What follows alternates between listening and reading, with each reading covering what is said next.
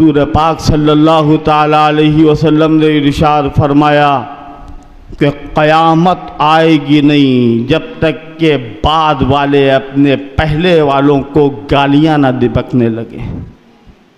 آج گالیاں ہی تو بکی جا رہی ہیں.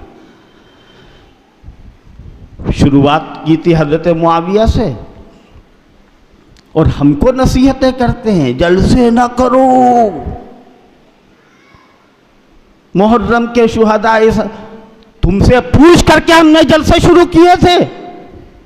بے ایمان بے دین صحابہ کو منافق کہنے والے، صحابہ کو زندیق کہنے والے، قرآن کی زبان میں اگر ہم کہیں الا انہم ہم السفہاء ولکن لا یشعرون، یہ خود بے وقوف ہیں. جب صحابہ کو لوگوں نے کہا تو اللہ نے ویسے ہی جواب دیا. ہم نے اس سے پہلے بھی یہ بات کہی تھی، جو صحابہ کو کہو گے اللہ سے ویسے ہی سنو گے. انہوں نے صحابہ اکرام کے موت کا انتظار کیا اور یہ کہا نتربص بکم الدوائر. اللہ نے جواب دیا علیہم دائرۃ السوء.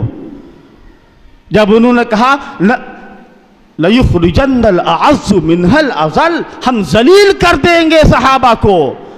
کن کو؟ جو رسول اللہ کے پاس رہتے ہیں. جھوٹی جھوٹی تعویلیں کرتے ہو لوگوں کو گمراہ کرنے کے لیے. ہم شیعوں کو نہیں کہہ رہے ہیں، ہم اس شخص کو کہہ رہے ہیں کہ جو آج کے وقت میں لکھنؤ شہر کے اندر سے ایک فتنہ اٹھا ہے. بدنام زمانہ فی-الدین، کئی سالوں سے یہی چل رہا ہے سلسلہ. ہم نے تو دیکھنا ہی چھوڑ دیا ہے. کل کسی نے کہا کہ لو دیکھو تو کیا حفوات بک رہا ہے. تو میں نے سنا حضرت صدیق اکبر کا کردار ادا کرو. انہوں نے علی کو، انہوں نے عمر کو ڈانٹا، پھٹکارا. حضرت عمر کا تو نام لیا اور حضرت علی کا نام نہیں لیا. جب حضرت ابوبکر صدیق قتال مرتدین کے لیے آمادہ ہوئے، کھڑے ہوئے اور لوگوں میں یہ کہا کہ دیکھو ہم کو قتال کرنا ہے، تو جس طرح حضرت عمر نے ان کو مشورہ دیا کہ ابھی وقت نہیں ہے قتال کا، اسی طریقے سے حضرت علی نے بھی مشورہ دیا. تم ایک چیز کو مانتے ہو دوسری چیز کو چھوڑ دیتے ہو.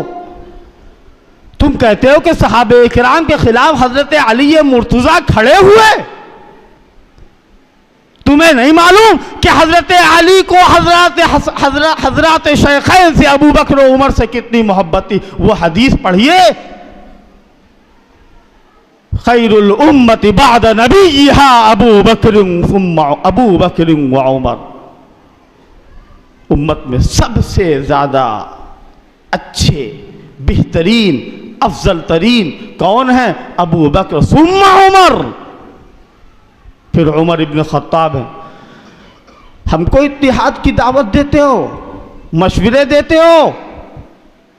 تمہاری یہ حیثیت، اور تم یہ کہتے ہو کہ حضرت علی میں اور دوسرے صحابہ میں اختلاف تھا. تراویح کو کس نے شروع کیا تھا؟ حضرت فاروق اعظم رضی اللہ تعالی عنہ. حضرت فاروق اعظم نے با جماعت تراویح پورے رمضان. حضرت علی تو اس وقت بڑے بہادر تھے، روک دیتے. ان کے سامنے اگر یہ بدعت عمری ہو رہی تھی منع کر دیتے. آ جاتے سامنے. کون؟ حضرت علی، جن کو ہم کہتے ہیں حیدر کرار، اسد اللہ الجبار. کوئی شک نہیں ہے جن کے بارے میں تم کہتے ہو شاہ مرداں، شیر یزداں، قوت پروردگار. شاہ مرداں، شیر یزداں، قوت پروردگار. لا فتح الا علی، لا سیف الا ذوالفقار. تم تو حضرت علی کا نام لے کر کے شرک کرتے ہو. ہم کیا کہہ رہے ہیں سنیے گا غور سے. حضرت فاروق اعظم نے تراویح کی نماز شروع کی. حضرت علی نے دیکھا کہ مسجدوں میں تو روشنیاں ہو رہی ہیں اور کیا دعا مانگی اللہ سے؟ اللہم نور قبر عمر کما نور مساجدنا، اے اللہ عمر کی قبر کو منور کر دے جیسے اس نے ہماری مسجدوں کو نورانی بنایا ہے۔ آج تم کہتے ہو کہ ان میں لڑائیاں تھیں، بنو امیہ اور بنو ہاشم لڑتے تھے، اور ان کے تعصبات کی جو چنگاریاں تھی وہ بجھی نہیں تھی بلکہ دبی تھی، اور حضور کی وفات کے بعد وہی پھر سلگنے لگی۔ تم امت کو گمراہ کر رہے ہو۔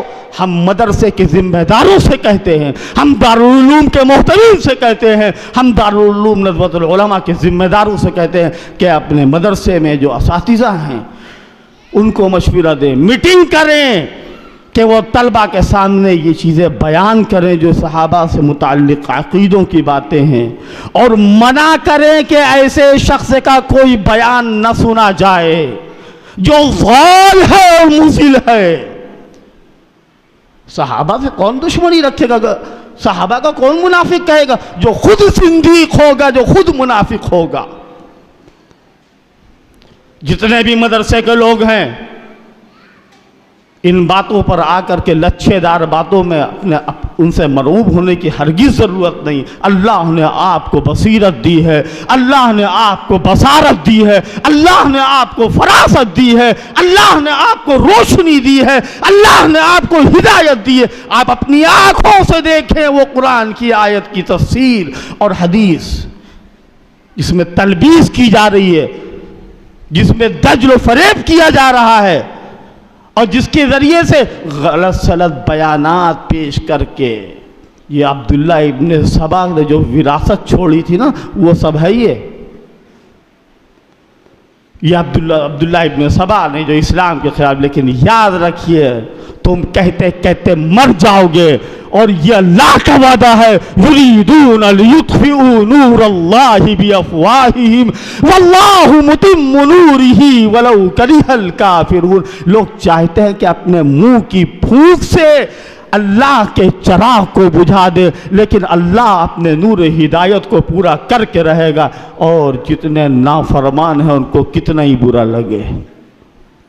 یہ بات میں نے ضروری سمجھ کر کے میں مشورہ دوں گا دارالعلوم کے ذمہ داروں کو، میں مشورہ دوں گا مدرسہ شاہی کے ذمہ دار کو، میں بات کروں گا مظاہر العلوم سہارنپور والوں سے، میں بات کروں گا گجرات کے مدارس والوں سے، میں بات کروں گا دارالعلوم ندوۃ العلماء کے ذمہ داروں سے۔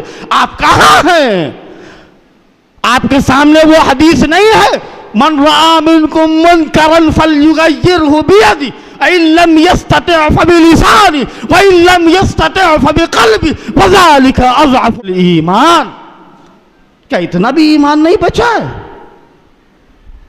اتنا بھی ایمان نہیں بچا ہے؟ اتنی بے غیرتی ہے؟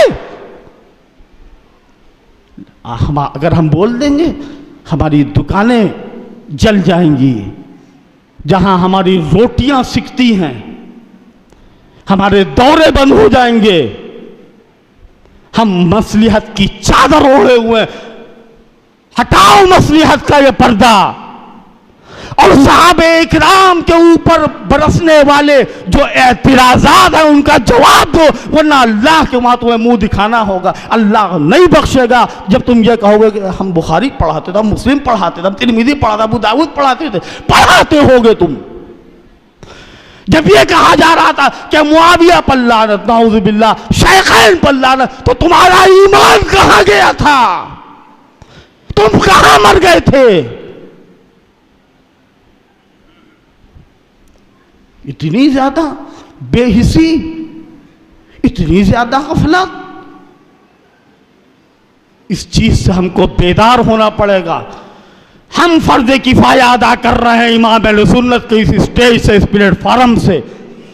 پورے لکھنؤ کو میرا یہ پیغام ہے، پورے ہندوستان کو میرا یہ پیغام ہے، جہاں جہاں مدارس ہیں ان کو میرا یہ پیغام ہے کہ کھڑے ہو اور اس فتنے کی سرکوبی کرو کہ جیسے صدیق اکبر نے سرکوبی کی تھی۔ تم ہم کو مشورہ دو گے؟ تمہاری حیثیت کیا ہے؟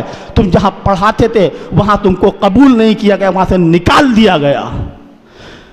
تم نے حضرت مولانا رابع صاحب جنہوں نے تم کو پالا پوسا تھا، جن کے ڈھیر سارے تمہارے اوپر احسانات ہیں، تم کمینے نہ ہوتے تو حضرت مولانا رابع صاحب کو برا نہ کہتے۔ کیا کہا ہے علامہ آلوسی نے؟ اذا احسنت الکریم ملکتہ واذا انت اکرمت اللئیم تمردا۔ اگر کسی شریف انسان کے اوپر احسان کرتے ہیں تو وہ شریف انسان جو ہے وہ تمہارا غلام ہو جاتا، اور کسی کمینے کے اوپر احسان کرو گے تو کمینہ مردود ہوگا، سرکش ہوگا۔ ہم نہیں ڈرتے ہیں اس بات سے۔ میرے والد ہوتے تو اس سے بھی زیادہ سخت کہتے، اتنی سخت باتیں؟ کہاں گیا ہمارا ایمان؟ جائزہ لو، جاگو مسلمانوں، بیدار ہو مسلمانوں۔ ہمارے جیتے جی صحابہ اکرام کو، پھر کہاں ہمارا ایمان رہے گا قرآن پر اور حدیث پر؟ جذبات نہیں ہیں، یہ حقیقت بیانی ہے۔